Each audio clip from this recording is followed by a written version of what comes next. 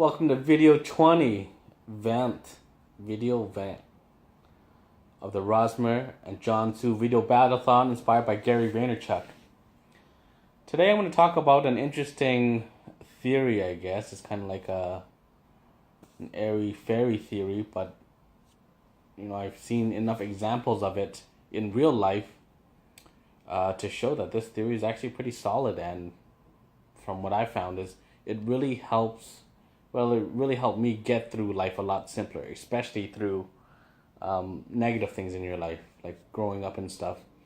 Whenever you're having a good time or everything's going good, time kind of stands still, and just pretty much just enjoying it, and it just seems like good things just don't last, and then when things were negative, it just seems like negative things just wouldn't go away fast enough, and just time would like stretch and things would drag on. You're like, man, doesn't life get easier, or doesn't things get simpler? And as you get older and stuff, you're just like, you start to know more stuff, and have more experiences, and you just kind of think about life. It's like, why does negativity exist really? Is it there just to mess with us, or what's it there for? It doesn't feel good, doesn't help me.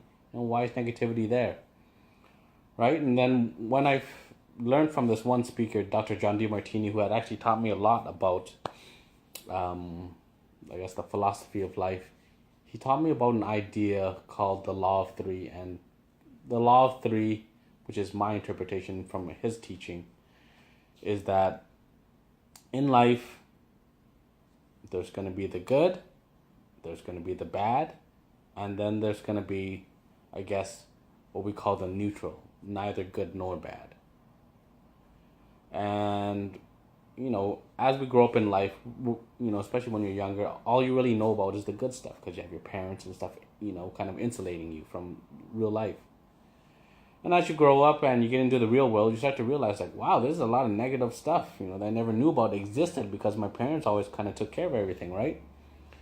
So when I realized that, negative and positive things will always exist, the negativity doesn't catch me off guard so much, right? Because really it's the negative surprises that really, I guess, shock us the most and have the biggest negative impact, right? And it doesn't work the same way for positive stuff. Like when, for example, believe it or not, I actually won a car in the lottery.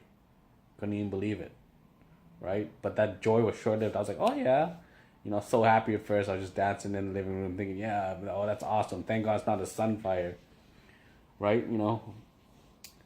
But then, it's just kind of like, oh yeah, there we go. It's all good, But say, for example, when, I spent the next 4 years buying $500 worth of tickets, just wasted $2,000 and lost money, didn't win anything.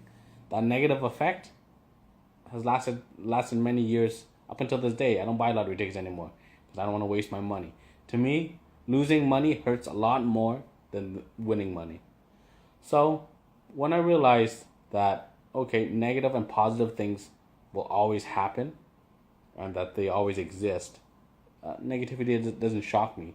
And kind of how I see it is, negativity is kind of what you have to go through in life to kind of get to the next level, right? You never really understand anything, about life or about real estate or about people until you've seen both sides of them.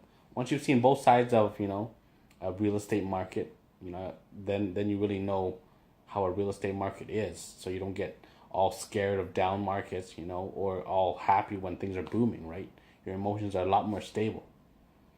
And that's kind of really helped me understand and help consult clients about real estate markets. When things are going down, I say, yeah, don't worry. I lived through the biggest Alberta downturn, so that when the second oil crisis came, I thought, this is gonna be nothing. It didn't even faze me. Where there's a lot of other people like, oh my God, this is crazy, and they're getting all scared. Or what are we gonna do for business and stuff? And I said, I've been through the 2006 boom and bust. What makes this oil crisis seemed like nothing? And really, when the oil crisis came, I barely even felt it. Sure, was business slower? Of course it slowed down.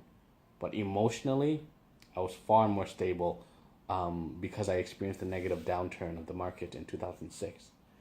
So the law of three is you have to experience the good, the bad, which is pretty much 1 and 2. But the third part is the tricky part. It's the third part comes from, I guess, fusing the good and bad.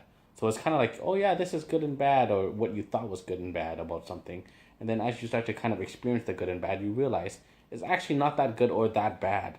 So the actual black and white, the separateness of black and white starts to blend together. If you mix black and white, it starts to turn to a gray color, right?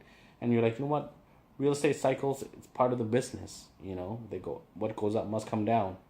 So when things go up, I've seen it before. I don't get all elated from it. When things go down, I don't get all depressed or whatever from it, because I've been there, done that. So my emotions are much more stabler. And really, when I realized that going through the negative and going through the positive gets me to the next level, kind of what I've adopted is, you know what? The only way I'm going to get through the next level is if I keep pushing and just driving through it and making things happen.